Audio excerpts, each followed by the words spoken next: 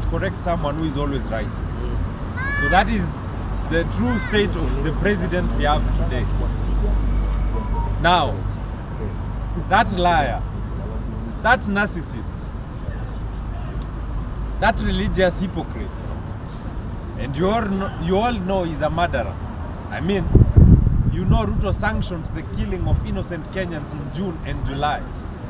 If that does not qualify him to become a murderer, I do not know what else qualifies Ruto to become a murderer. That corrupt politician who grabbed public land to increase space for his Weston Hotel wants to address Kenyans tomorrow. With what authority?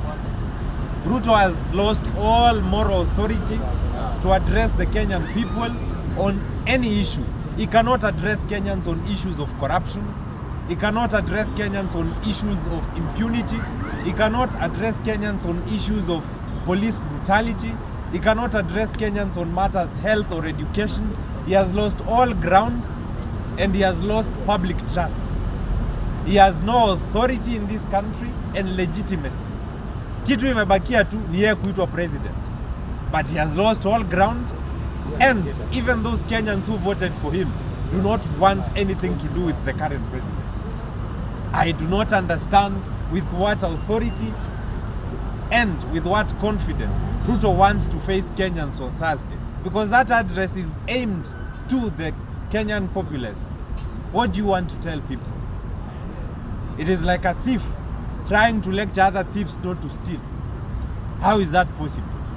Adolf Hitler trying to lecture other presidents on how they should rule their countries better. How is that even possible? Now let us talk about what we think Ruto is going to tell us on Thursday, because we can preempt him. We've already understood his language, and we already know what he always says all the time. When I was in primary school, there was a quote that was very famous. And the quote was, God is good all the time. And all the time, God is good. now that quote has gotten a new meaning. Ruto lies all the time. and all the time. Ruto lies, and that is his nature. So what are we expecting on Thursday? Lies. Lies upon lies, on more lies, on top of more lies, beside lies, and on the side of that more lies. And we are not kids as he thinks. That this president cannot infantilize all of us. We are not toddlers. Some of us may not be as old as our parents. We may never have seen the Moi presidency or the Kibaki presidency.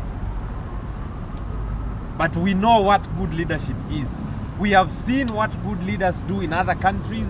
We've seen how Singapore was transformed by good leaders. We've seen how China was transformed in 30 years by good leaders. We've seen how Rwanda is being transformed into a good country by, say, a good economist. Kagame may have his mistakes. Kagame may be a dictator. But if the Rwandan economy is working for the Rwandan people, that is a plus. If Kenya had a dictator but a working economy, Kenyans would be happy. Although they wouldn't be happy to be under the reins of a dictatorial president. They would be happy that their pocket has something. Today, Kenyans can barely afford the cost of living in Kenya. Food is And the economics they are showing us on newspapers is only applicable on paper. Telling us that inflation has come down is a fallacy. How do you explain to us that inflation has come down and we cannot afford the very same commodities in supermarkets and in shops? Saa hii kitu watu wanaweza nunua ni nini? Uoga watu waliacha kununua. Mkate hatuongei, maziwa hatuongei, mafuta hatuongei. And I have seen this government take credit for the fall in prices in unga. Nataka nikumbushe hii serikali. Hii unga kupanda, kitu cha kwanza, this country was experiencing severe drought, ukame, in 2019. Ongeza mambo ya corona hapo ndani. Because we understand that the high prices of petrol and diesel influenced prices zenye millers wanatuwekea. Hii bei ya unga kwenda juu ilikuwa sana sana sababu ya ukame, na hakuna mtu amesahau kwamba in this country Central ilipewa relief food. Walienda kupanga laini wapewe chakula ya serikali sababu ya ukame. Central haijawahi omba chakula kwa serikali, hata ikumbuki mara ya mwisho kupanga laini ipewe chakula na serikali. Sasa hii serikali nataka kujifanya ati unga kushuka bei ni wao ndio wamefanya juhudi gani? Kwani hii serikali iko na mashamba ngapi na imelima wapi? Hizo mashamba ni sisi tunalima. Hata mashamba mingi Kenya hazitumii fertilizer. Kuna mashamba mingi zinatumia manua. Mbona hiyo serikali ionagi? Inajisifu na fertilizer ambayo ilipea watu donkey shit. Hiyo mafi ya punda yenye mlipea watu ndio imeleta mazao mingi.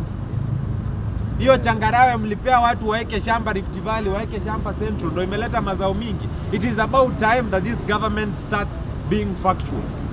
Hii mambo ya unga kushuka ni mahindi kukua mingi hii Kenya. Saa hii tukiongea Rift Valley kuna mahindi mingi, hata gunia inatoka 2300. Hawana mahali ya kupeleka. Na hii mambo ni kwa sababu ya mvua, sio serikali. Kwani serikali iko na mvua? Haina. Kwani Ruto anaweza tenga mvua? Anaweza peana mvua? Bila mvua hata tupewe fertilizer free, hata tusiuziwe. Wacha sasa kuuziwa na bei kidogo, hata tupewe free, hakuna kitu itazaa. Bila irrigation, sababu hii country I focus on irrigation. Let me ask you, dear Kenyans, how many irrigation schemes do you have in this country? And how many actually produce food for this country? In almost every county kuna irrigation scheme. Ulisikia mara ya mwisho wamevuna ni lini? Hiyo mahindi, maharagwe, waru wakivuna inaendaga wapi? We have irrigation schemes in this country that are projects for certain political individuals. Ahero scheme wanavuna, hiyo mazao inaenda wapi? Bura wanavuna, inaenda wapi? Galana Kulalu walikula. Irrigation schemes za Kenya hazifanyi kazi. Hii serikali kujifanya ati imepunguza bei ya unga ni ujinga na kutuona sisi wote wapumbavu. Kama hiyo mahindi ingekuwa imetoka kwa irrigation schemes za serikali tungeelewa.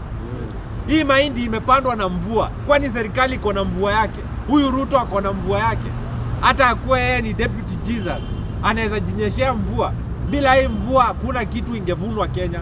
Na hii mahindi ilipanda bei na bidhaa zingine Kenya kama maharagwe na zinginezo sababu hakukuwa na mvua. Hiyo nao tunafaa tukubaliane. Na hakuna mvua hii serikali imeleta. Sababu hata maombi yao hakuna mtu anaweza sikiza. Hata mimi ningekuwa Mungu leo, sidhani ningewasikiza. Sina biashara yoyote mimi kama Mungu kusikiza maombi ya wauaji, waongo na wezi. I have no business in listening to the cries and prayers of thieves, of murderers and of people full of impunity. Sasa isifike siku hata ingine rais wa Kenya ama hao wabunge wake na maminista wake wakuje kujisifu ati wao ndio wameshusha bei ya unga Kenya. Isifike siku hata wasifikirie, sababu sisi sio wajinga. Now let us get to the true state of the nation. I am going to give you the true picture of this country that William Ruto will not tell you. The true picture of this country is that every politician in Kenya is a liar. Of course, taking instructions from the chief liar, the chief president, the commander-in-chief. The true state of the nation is Kenyans are hopeless. A government's